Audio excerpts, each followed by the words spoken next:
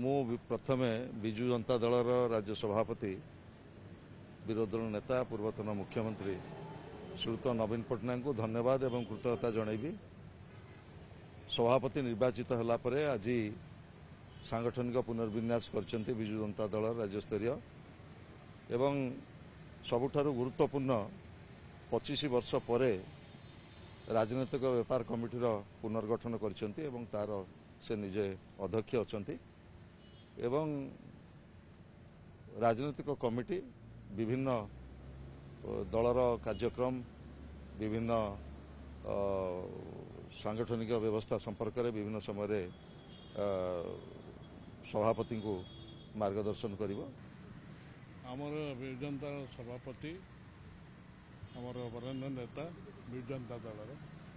ଶ୍ରୀଯୁକ୍ତ ନବୀନ ପଟ୍ଟନାୟକ ପ୍ରଥମ ଭୁବନେଶ୍ୱର ବିଜୁ ଜନତା ଦଳ ସାଂଗଠନିକ ଜିଲ୍ଲାର ସଭାପତି ରୂପେ ନିଯୁକ୍ତି ଦେଇଥିବାରୁ ଏବଂ ମୋର 2 ଜଣ ଭାଇ ଏଠି ଅଛନ୍ତି ଶ୍ରୀଯୁକ୍ତ ଅନ୍ତପ୍ରସାଦ ଜେନା ଅନ୍ତନାରାୟଣ ଜେନା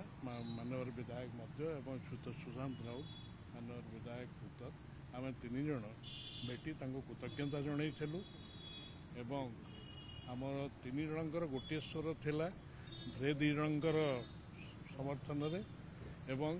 ସାର୍ଙ୍କୁ ଭେଟିଲା ପରେ କୃତଜ୍ଞତା ଜଣାଇଲା ପରେ ସାର୍ ଆମମାନଙ୍କୁ ଏହି ଉପଦେଶ ଦେଇଛନ୍ତି ଯେ ଭୁବନେଶ୍ୱର ସାଂଗଠନିକ ଜିଲ୍ଲାକୁ ଯେମିତି ଆହୁରି ସୁଦୃଢ଼ ହେବ ସେଥିପାଇଁ ଅଧିକ ମେହନତ କରିବା ପାଇଁ ପରିଶ୍ରମ କରିବା ପାଇଁ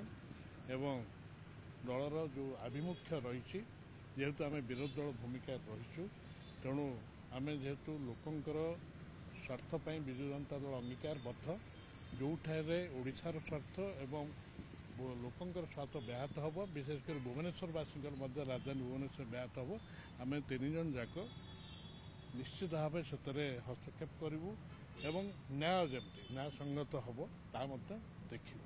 ଇଏ ହିଁ ଥିଲା ଆଉ ଆମ ବରେଣ୍ୟ ନେତା ମଧ୍ୟ ସେହି ମର୍ମରେ ଆମକୁ ଉପଦେଶ ଦେଇଛନ୍ତି ସେହି ମର୍ମରେ କାମ କରିବା ପାଇଁ ସଂଗଠନକୁ ମଜବୁତ କରିବା ପାଇଁ କହିବା ସାର୍ ବର୍ତ୍ତମାନ ସବୁ ସମ୍ପୂର୍ଣ୍ଣ ଭାବେ ସାଂଗଠନିକ ଢାଞ୍ଚା ଯେଉଁ ଥିଲା ପୂର୍ବରୁ ସେ ସବୁ ବଦଳି ଯାଇଛି ଆପଣ ମଧ୍ୟ ଗୋଟେ ବରିଷ୍ଠ ନେତା କ'ଣ ଦେଖିଲେ ୟାର ଆବଶ୍ୟକତା କାହିଁକି ପଡ଼ିଲା? ନାଇଁ ଦେଖନ୍ତୁ ଗୋଟେ କଥା ଯେ ଆପଣ ଜାଣନ୍ତୁ ଆମେ 24 ବର୍ଷ ଶାସନରେ ବି ଥିଲୁ